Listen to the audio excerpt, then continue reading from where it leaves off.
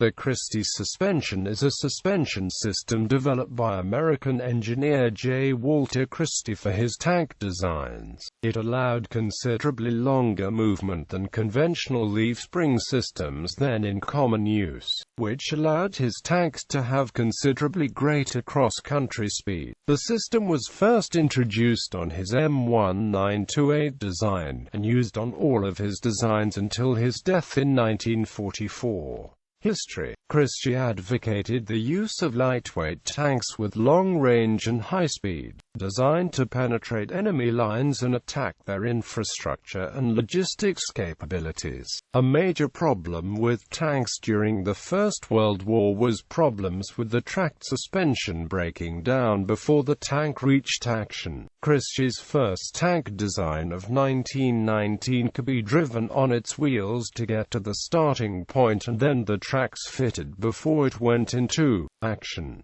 The U.S. Tank Corps ordered a single tank from Christie's company based on this design. The tank, known as the M1919, was delivered in early 1921 and tested until Christie proposed modifying it. The modifications added coil suspension to the front wheels and removed the turret, the armament being moved to the nose of the vehicle. The tank, now known as M1921, was tested in 1922 and 1923 but considered lacking in maneuverability and internal space, and so put into the museum at Aberdeen Proving Ground in 1924.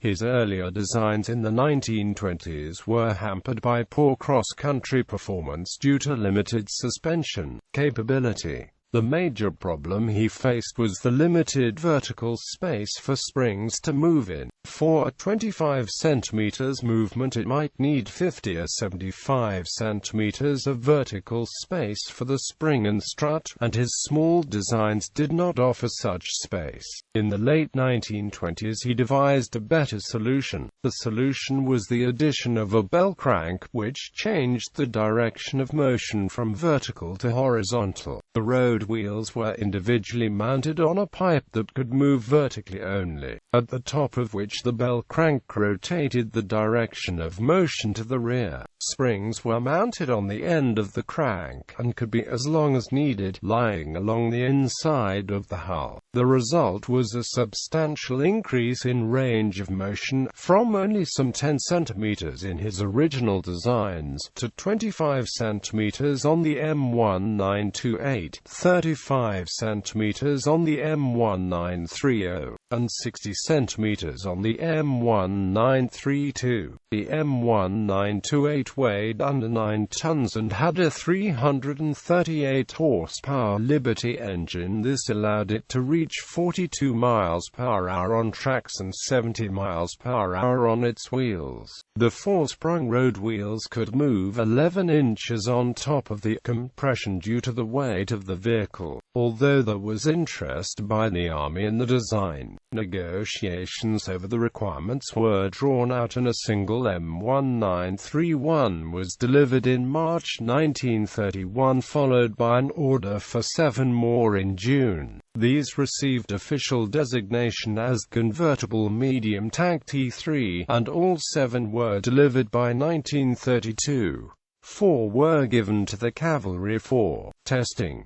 They had the main gun replaced with a heavy machine gun and were renamed Combat Car T1. A crew of 2 and relatively light armor was insufficient for the infantry support function the tank was expected to have. The Army drew up a specification for an improved T3, but following disputes with Christie, the order for 5 of the convertible medium tank T3E2 was given to the American La France Company. The most famous Christie-based tanks, the Soviet BT tank series and the T-34, used coil springs mounted vertically or at a slight angle from vertical.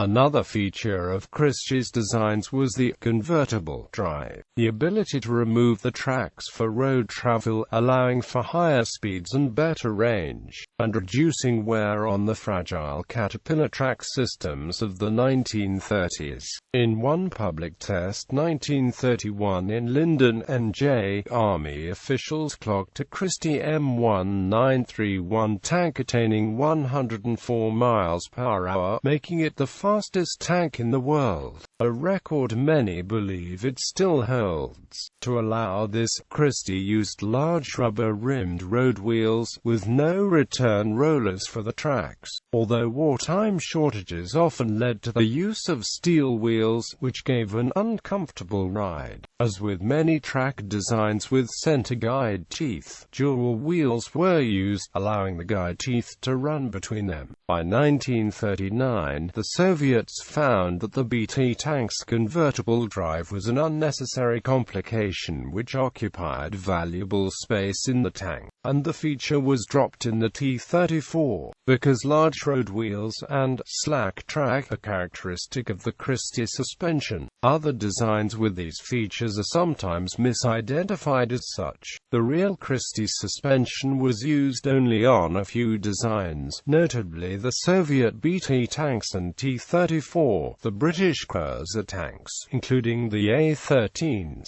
Cruiser Mk3, Cruiser Mkiv, Covenant, Crusader, Cromwell and the Comet, as well as some experimental Polish and Italian designs. Post-T-34 Soviet tanks, while remaining outwardly similar, have actually used torsion bar suspension, as do the German tanks with Heinrich Nieppkamp, Ernst Lehrs Schachtlaufwerke suspension.